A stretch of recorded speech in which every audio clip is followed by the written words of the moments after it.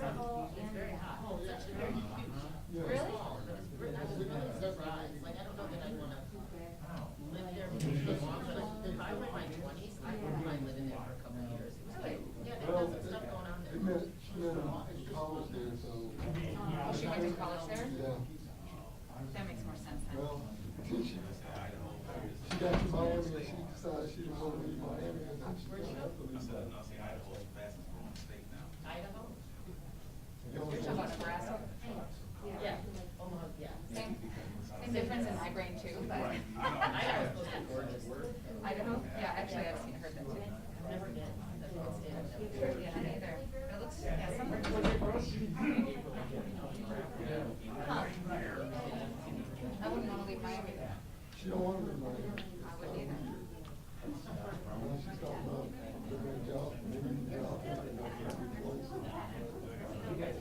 Yeah. Is she the teacher? The 38-year-old teacher? I feel like it's tough. Deliver every time, like, all our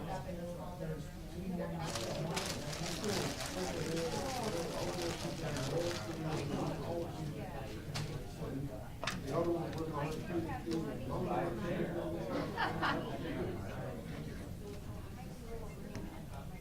Hey, good, how are you? Long time no see. What's your kid doing with 17? Yeah, I know. I know. I like saw this on, or I heard about it on our scheduling call, and I was like, oh, great. So, and then, so you guys, are they gonna like deploy the North team for Springfield? The North team for Springfield? Yeah. There's a little bit on the office. Yeah, but that's in-state tuition at least. Lucky, yeah.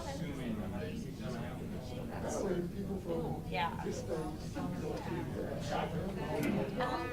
Yes, but I couldn't tell you the name because I don't know it. Lambda, yes, because I was like, it sounds like a sorority. Like, I'm pretty sure I'm in the Lambda chapter of my sorority, like the year or whatever. They said it's resistant. Oh, great. Awesome. That's just what Balances out. That's great. Great. That's always great. I did order some more black masks as well, so, Take what classes? that's great. Growing? I just bought some, so I'll be wearing them. Yeah.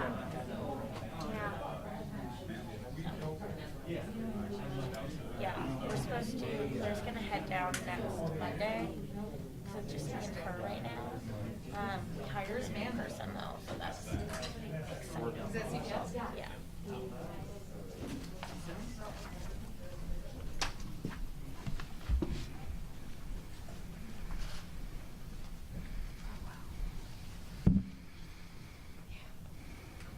Well, good afternoon, everyone.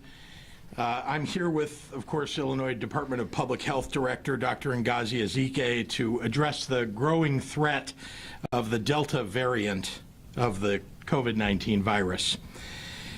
Since we reached our lowest case numbers earlier this summer, we've seen COVID-19 cases soar by a factor of nearly 10. Hospitalizations and ICU rates have doubled in a month. And since the middle of July, the number of COVID patients requiring a ventilator has multiplied nearly 2.5 times over. This upward movement has occurred almost entirely among those who are unvaccinated. In the month of June, 96% of people hospitalized in Illinois with COVID-19 were unvaccinated or only partially vaccinated, the majority of which were under 60 years old. Every time we think we know where this virus is headed, it changes and it shifts. For example, unlike before, people 29 years old and younger accounted for 12% of hospitalizations. All across the nation, we are seeing young people with no underlying conditions now on ventilators. I want to say specifically to young adults, please do not think that the worst case scenario can't happen to you. It can happen. It is happening. Get vaccinated. To parents of minors who are eligible to get the shot, Please get your children vaccinated as soon as possible. This isn't just happening to young people. To everyone listening, I wish we could have avoided having COVID interfere with our summer. But the virus and its effects are increasing once again. And the largest group affected who are being hit especially hard are those that are unvaccinated. As your governor, it's my duty to say that we all must take immediate and urgent action to slow the spread of the Delta variant. People are dying who don't have to die. It's heartbreaking and it impacts us all. Given our current trajectory, we have a limited amount of time right now to stave off the highest peaks of this surge going into the fall. We need to act now or risk what we're starting to see in places like Florida, which has once again set a new record for COVID hospitalizations. Unlike last year at this time, we now have an extremely effective tool to save lives and keep our hospital systems from being overwhelmed with COVID-19 patients. It will allow us to support kids' full return to in-person learning. It will keep businesses open, and it's easy to get. It's the vaccine. For those of you who are still sitting on the fence about getting vaccinated, I urge you to talk to your own doctor about your concerns. Or listen to Dr. Ezike and the world-class medical professionals that I've invited here over the past year and a half, all of whom now will tell you that the vaccine is safe, effective, and it prevents serious illness or death, even from the Delta variant. Every Illinoisan who is eligible should get vaccinated as soon as possible. In the meantime, we cannot delay taking action. Today, I am announcing our initial actions to combat the fast-moving Delta variant. We are taking 3 key steps to protect our state's 1.8 million unvaccinated children under 12 and their families, residents and staff of long-term care facilities, and those highly vulnerable people who rely upon state employees for their daily care.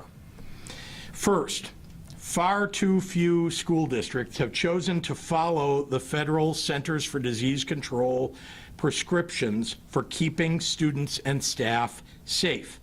Though I want to commend the districts in Edwardsville and Champaign, in Peoria and Springfield, in Elgin, in Chicago, and others for already doing the right thing for their students.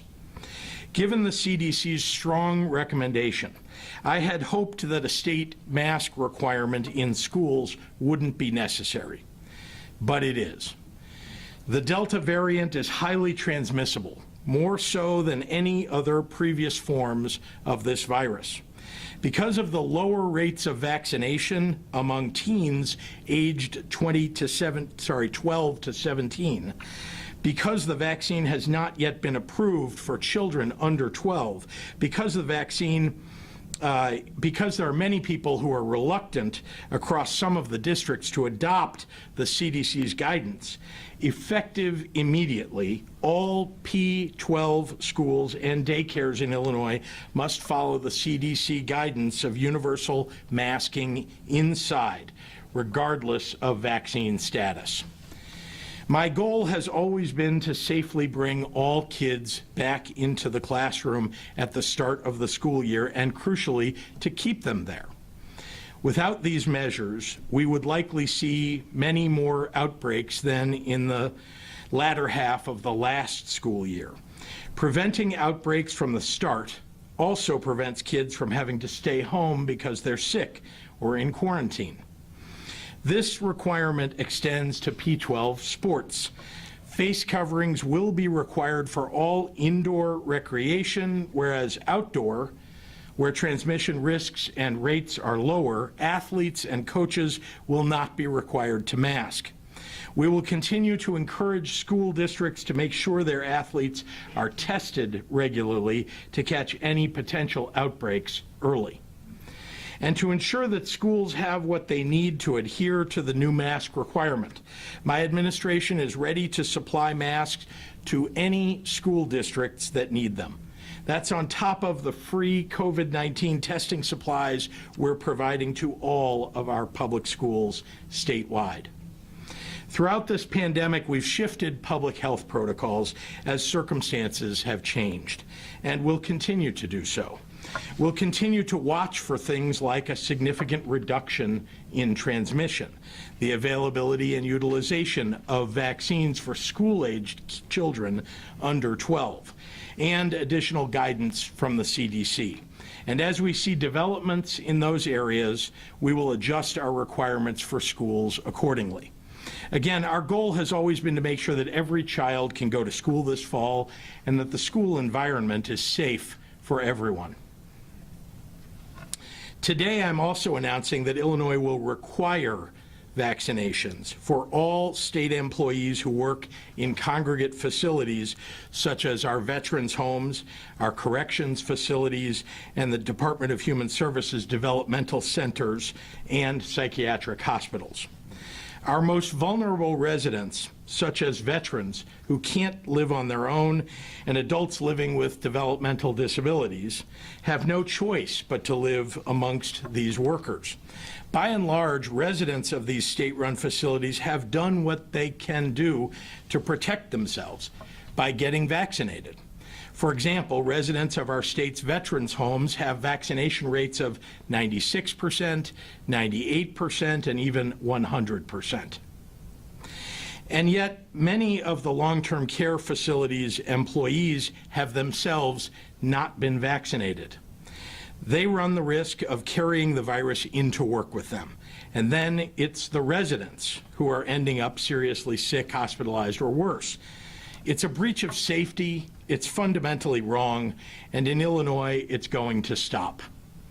We already require masks for everyone entering state facilities, but if we're going to fully protect our vulnerable populations, the most effective infection control measure is vaccination. It's our obligation to exercise due care in protecting the health of those residents, and so we will. We've notified the unions about this necessary safety measure, requesting that they come to the negotiating table to work out the details. Our state agencies will continue to make the vaccine readily available for employees, including hosting vaccination drives at work sites and offering paid time off for receiving the vaccine. This directive takes effect October 4th, 2 months from today, leaving ample time for employees to get fully vaccinated. If I could do it sooner, I would. Until then, all employees will remain masked up.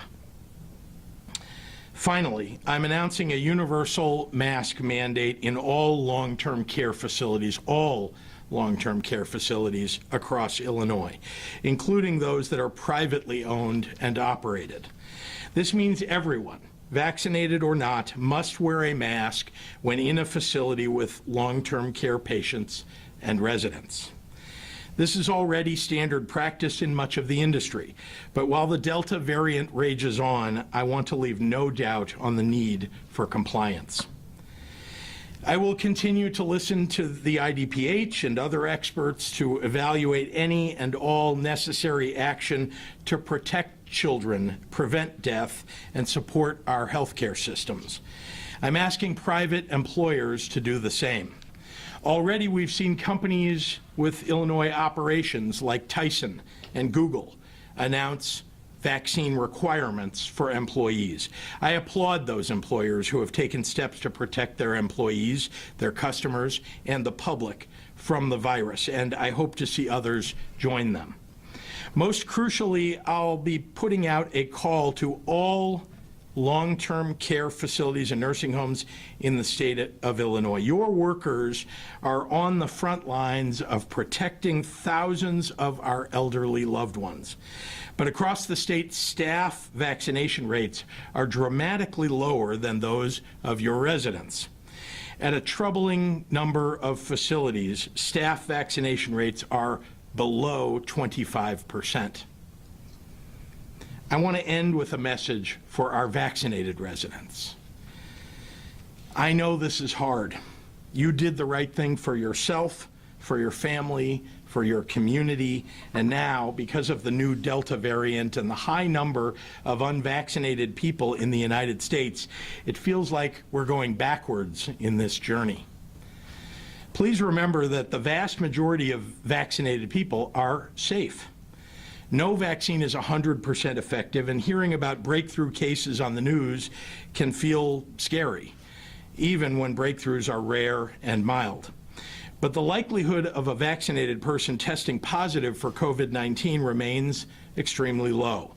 And most importantly, these vaccines are doing what they're designed to do, essentially to eliminate the risk of hospitalization and death. Again, to all of those who are already vaccinated, I'm going to ask you to do one more thing. Talk to someone in your life who could get the vaccine but hasn't yet. Please share your story with them. Share why you got vaccinated. Let them know that the vaccine is free. Let them know that they can go to their doctor, to a pharmacy, to a clinic. And if they're homebound, someone can come and vaccinate them right there at home. Let them know that they'll still be eligible for the $1 million Illinois vaccine lottery, and most importantly, that they'll receive the life-saving benefits of the vaccine. We'll get through this all together as Illinoisans, as we have in so many other circumstances, by working together. And I want to thank everybody, and with that, I'll turn it over to our IDPH Director, Dr. Ngozi Ezike. Doctor?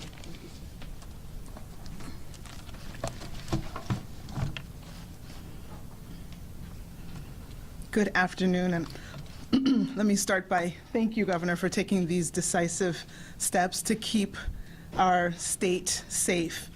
I join millions of Illinoisans in saluting you.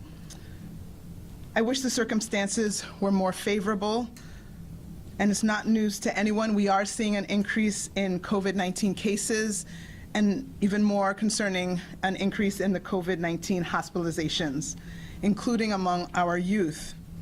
In January of this year, about 5.5% of the cases were among those who are younger than 10 years of age. Last month, that increased to nearly 15%. Similarly, approximately 13% of cases in January were among those 10 to 19 years. And in July, that increased to 23. We are seeing the same trend for hospitalizations. The percent of hospitalizations among those younger than 20 years old tripled from 2.5% to 7.8%. And yes, while most children who get COVID have fewer symptoms than adults, they absolutely can still get COVID-19, and they can absolutely spread it to others. We have clearly witnessed that spread this summer throughout Illinois. Numerous cases of COVID-19 have been linked to youth camps, including cases that occurred after the child, including those who were eligible to be vaccinated, returned home with the virus and unintentionally spread it to others. And among the youth camp cases that have been sequenced, the more transmissible Delta variant has been the predominant strain. From the information gathered, vaccination status was not checked at many of these youth camps, and masks were not worn while indoors. Masks are a critical tool to interrupt transmission of the virus. There is an abundance of epidemiological data that support community masking to reduce the spread of the virus. But there's more that we can do. There is something even better than masks. Vaccination is our even stronger tool. It's our best tool. And unfortunately, there are people under the age of 12 who don't have access to this life-saving tool. And the clinical trials for those younger than 12 are underway now. We've all been talking about The vaccines have been proven to be effective at keeping people with COVID out of the hospital and preventing death. There's been a lot of coverage about breakthrough hospitalizations, breakthrough deaths, when someone who is fully vaccinated still ends up in the hospital or succumbs to the virus. But please understand that these instances represent only a fraction of the people who have been vaccinated.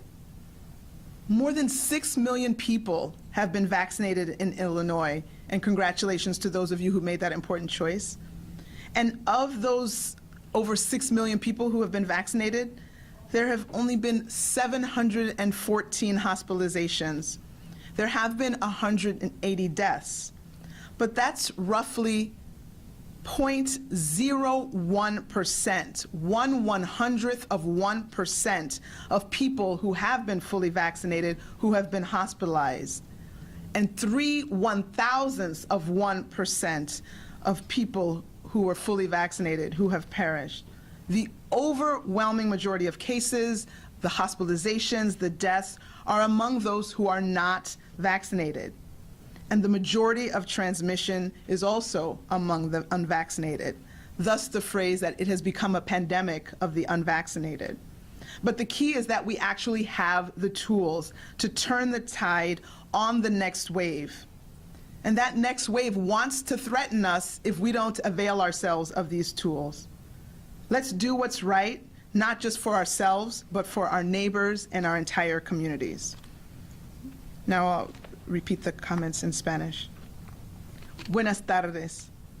Aunque es un placer volver a verlos, hubiera deseado que fuera por razones más agradables. Estamos viendo un incremento de casos de COVID-19 y también un incremento de hospitalizaciones, incluso entre la juventud. Este año, en enero, 5.6% de los casos eran entre niños menores de 10 años. El último mes incrementó casi 15%. Similarmente, aproximadamente 13% de los casos en enero eran entre jóvenes de 10 a 19 años. En julio, el número incrementó a 23%. Estamos viendo las mismas tendencias en hospitalizaciones. El porcentaje de hospitalización entre personas menores de 20 años ha triplicado de 2.5% en enero a 7.5% en julio. Aunque los niños que contraen COVID-19 tienen menos síntomas que los adultos, los niños aún pueden contraer COVID-19 y contagiar a otras personas. Hasta con la variante Delta se ha comprobado que las vacunas son efectivas en mantener a personas con COVID fuera del hospital y prevenir muertes a causa del virus. Ha habido mucha cobertura sobre los casos de hospitalizaciones y muertes entre personas completamente vacunadas. Pero estos casos solo representan una mínima fracción de personas vacunadas. Entre las más de 6 millones de personas completamente vacunadas, aproximadamente 0.1% de personas completamente vacunadas han sido hospitalizadas y 0.003% de personas completamente vacunadas han muerto. Estamos hablando de una pequeñísima fracción de menos de 1%. Hoy, la abrumadora mayoría de hospitalizaciones y muertes han sido entre personas no vacunadas y la mayoría de las transmisiones de virus han sido entre personas no vacunadas. Estos son los hechos. Tenemos las herramientas para cambiar el curso de la pandemia. Muchísimas gracias. And with that, I will turn it back over to Governor Pritzker for questions. Thank you very much, Dr. Zeke. Happy to take questions. Yeah. Are there any additional steps that will be taken for students that are up maybe from 6th grade or 5th grade and below, because those are probably the under 12-year-olds, to protect them in the school environment with this COVID ambience right now? Well, to begin with, there is now universal masking for all of those children and for everybody in their schools. And so that's a major step forward, at least in mitigations and keeping them healthy and safe. But each individual school district and school can, in addition to that, place their own mitigations in their schools. Examples being, you've seen plexiglass in certain circumstances, or distancing within the classrooms. Although we are not requiring that, they're making those decisions within each school and each district. Governor, is the requirement the equivalent of a mandate? Would you explain the difference? And what happens with the special education kids and the kids with respiratory problems? I mean, what's going to happen to them? We have parents asking us that question. We would like to Sure. Let's just to take the last half, and then I want you to repeat the first half. Children with medical necessities, where there are reasons why they can't wear a mask, situations like their own respiratory issues that are beyond, apart from COVID-19, where they wouldn't be able to have anything obstructing their breathing. Those are obviously situations in which a doctor's note, or there's the ability for the school district to get reprieve for those children.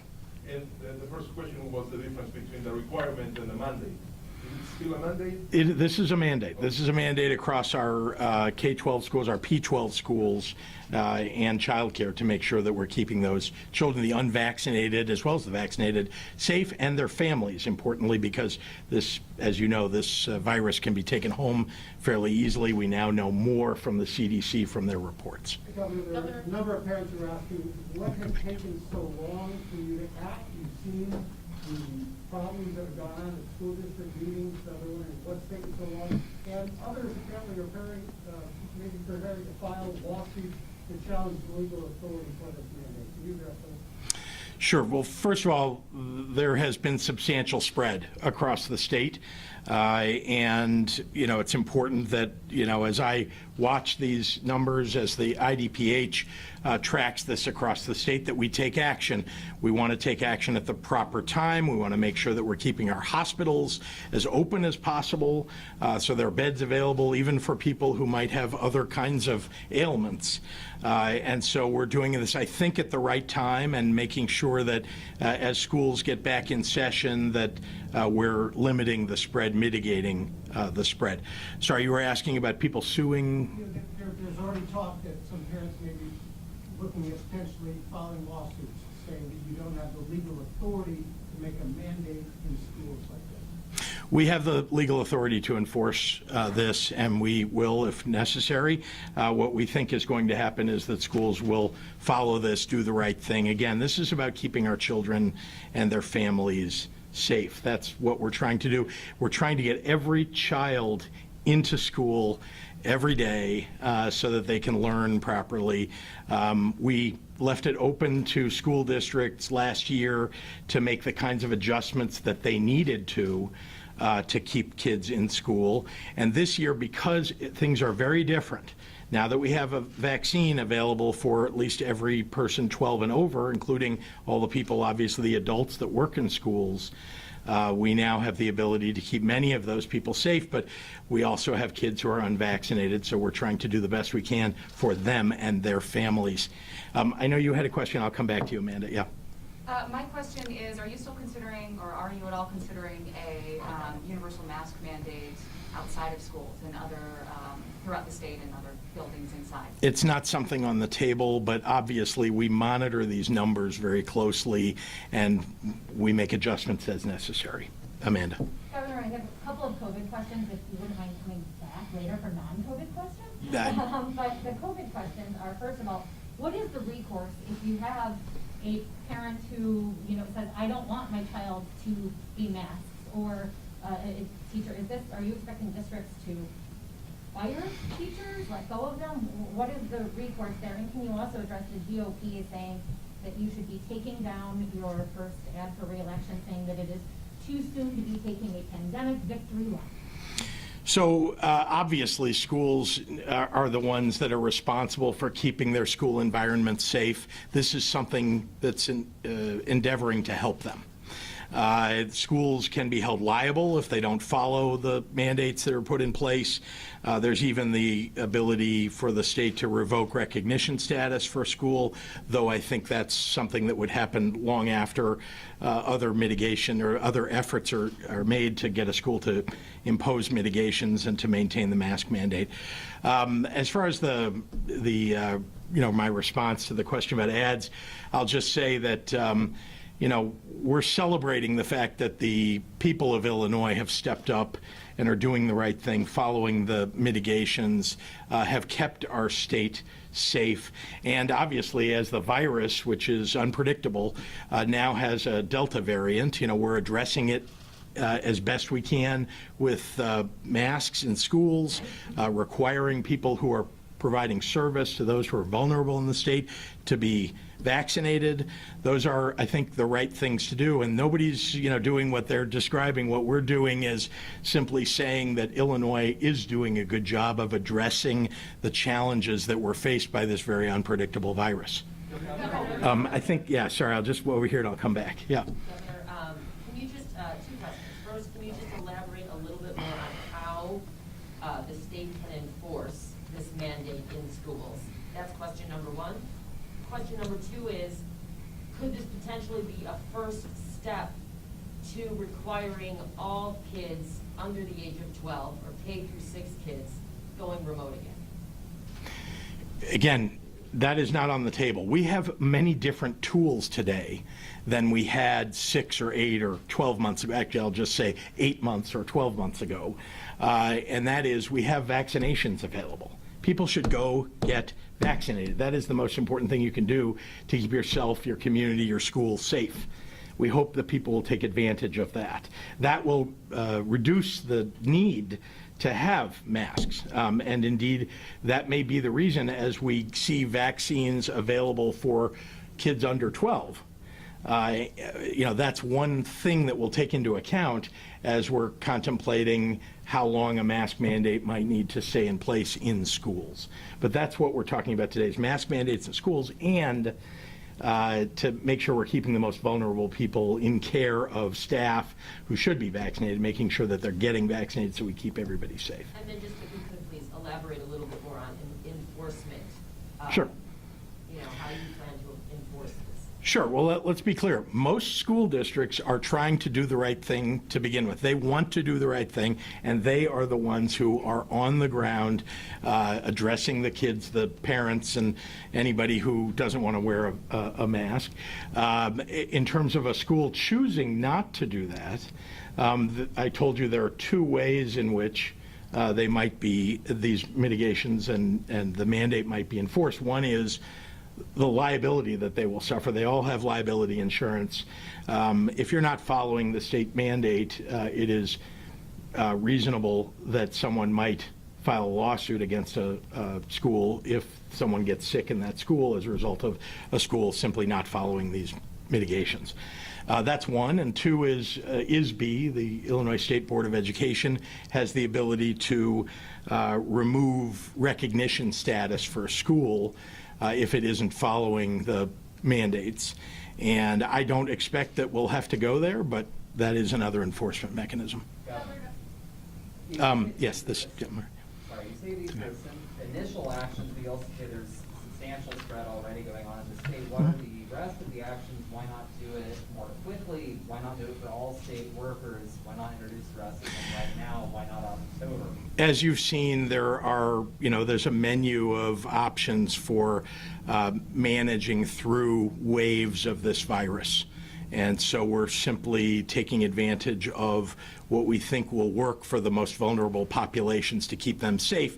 And again, I want to remind you, we live in a world where vaccines are readily available. Literally, if you are in this room and you haven't been vaccinated, and I hope that's nobody in this room, but if you haven't been vaccinated, you can walk down the street and go to a Walgreens, a CVS, you can find the public health department, and you will get vaccinated probably within the hour. Is there anything you could do to compel private companies in Illinois to vaccinate their workers? Is that even an option for this? That's not something we're looking at compelling companies to do that, no. But certainly companies that are doing it, I think are doing it because they want to keep their workers safe and the rest of our community safe. Governor Pritzker, what about a mandate to vaccinate all Illinois teachers? Would that be something in your menu of options? Just talking about a mandate for state employees in vulnerable, that work with vulnerable populations. Look, adults have the ability to make the decision to go get vaccinated. We're trying to tell them it's time to do that. And we think that many people will. You've seen a rising number of vaccinations, in fact, across the country and here in Illinois, as the Delta variant has threatened people. I think people see that this is the best way to stay safe, and so I believe teachers who are unvaccinated, I don't know how many of them there are, but I believe they will follow the same guidance. We'll do 2 more. But are you considering Eric. any kind of move back to phase 4? Because the health metrics that you mentioned that got us into phase 5, those are all going in the other direction right now. Are those data points now telling you that there may have to be some move to phase 4?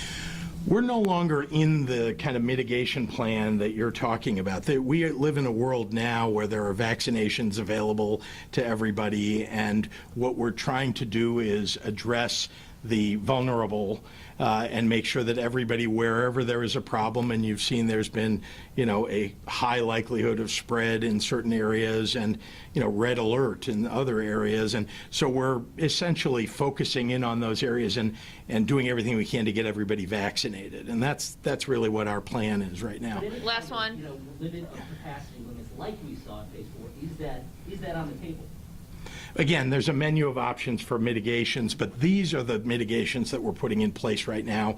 This is what we think is the right thing to do to get us through this current wave.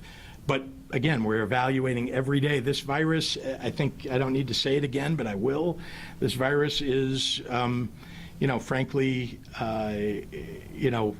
something that has been difficult for us to see what the trajectory is, because there have been new variants introduced. And now we have this variant that is so much more transmissible that it literally, walking into a room, 2 or 3 times as many people can get the COVID now with the Delta variant as when we had the Alpha variant. Governor, should New York Governor Andrew Cuomo resign? And can you please also address the energy negotiations? You have both environmentalists as well as the labor unions calling on you and legislators to take the lead. They say they are at a stalemate, there is no compromise. They want you guys involved. Those will be the last 2. Okay. Yes, Governor Cuomo should resign. In terms of the energy legislation, we have spent more than a year negotiating, working in working groups with all of the interests involved. This is not something that's left to interest groups to decide. This is a decision that gets made by the legislature and by the governor. And here we are. This bill has been put together after much negotiation over many, many months. And we now have a piece of legislation that is ready to go. And it needs to be called in the legislature and voted on. And the legislation that I put forward that is that compromise is what is ready to move. And I intend to sign it if they'll pass it. All right, thanks, everyone. Thank you. Kids show up at school without a mask. Thank you. What are schools supposed to do if kids show up without a mask and try to get in?